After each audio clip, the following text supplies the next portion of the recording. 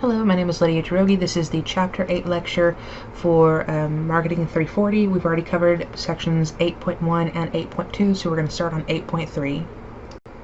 The first thing we're going to discuss is 8.3.1, which is understanding SEO.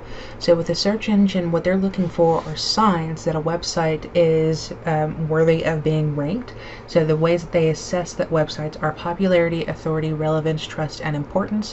What we're talking about here is how popular is a website, what is the authoritative value on that website, how relevant is that website related to a key term, how much do people trust that website, and the importance of that website around a given term. One thing we want to make sure we understand is that natural and organic or optimization are things that we definitely want to go for when we talk about white hat versus black hat.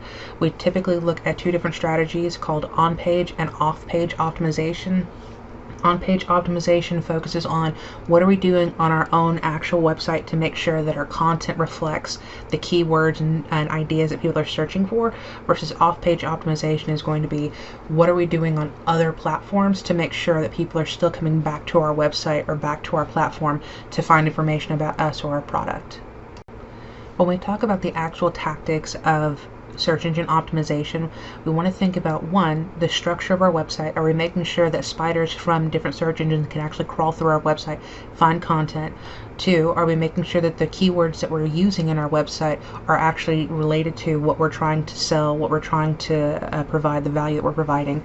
Three, content optimized to hit those target words. So we're making sure, again, that there's a match between not just the keywords, but also the content we're using to support those keywords. How popular are our links? Are we making sure that important links are being made available? What are we doing to make sure that we're collecting information about the people who are coming to our website?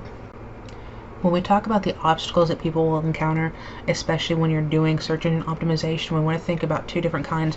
One is technical issues, so basically when you have a programming issue or things that may stop a spider from being able to crawl through your website, where links are broken, they can't get to certain pages, or competitive environment, which is basically saying, hey, when you have multiple people competing for the same space, only one person can be the number one hit. So what are we doing to make sure that our website is higher ranked than a competitor's website?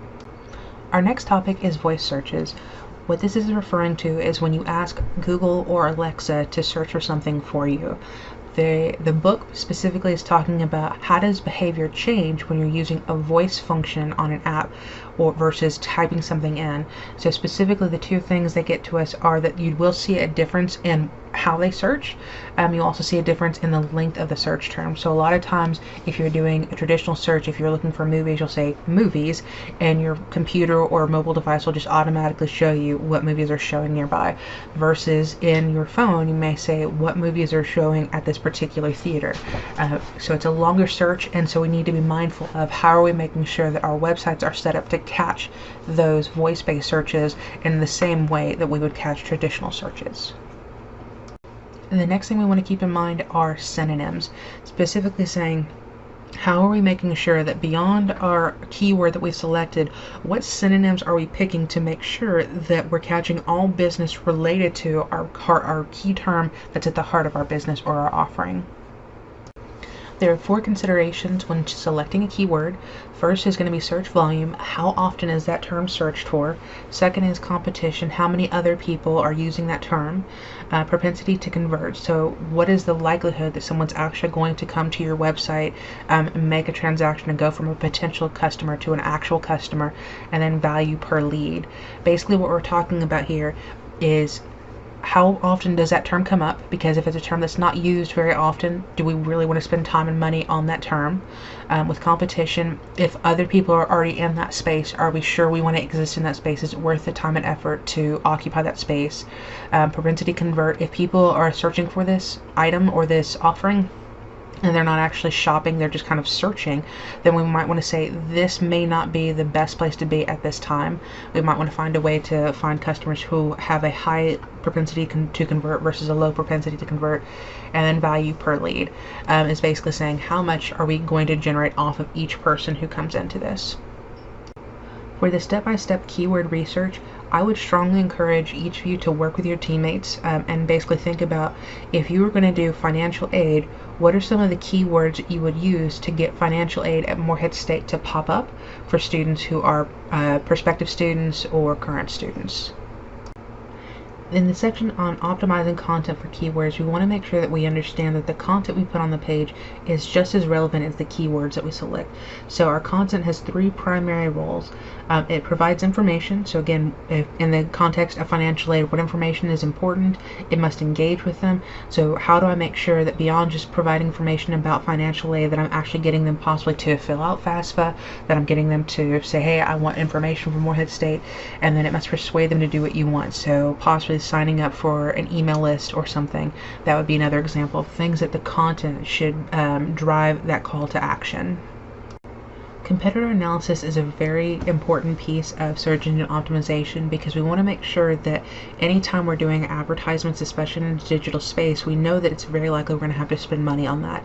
So we want to know not only what users are searching for, but who else is already using those keywords.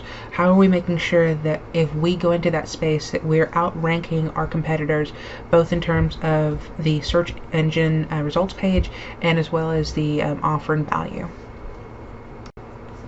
This section supports our earlier discussion of website content. What it's saying here is specifically that we need to make sure that the value of the content that we create is high enough that visitors and links will generate naturally, i.e. people are going to want to come to our website and return to our website. And when they come to our website, that they'll stay on there, they'll do business, they'll convert, they'll have a call to action, so they'll successfully complete a call to action. So we want to make sure that our website isn't just random information that they can get anywhere else, or a bunch of keywords that don't really do anything. We want to make sure that the content on our website says, okay, you came here for FAFSA information, here are the key pieces of information you need to gather before you sit down to do your application.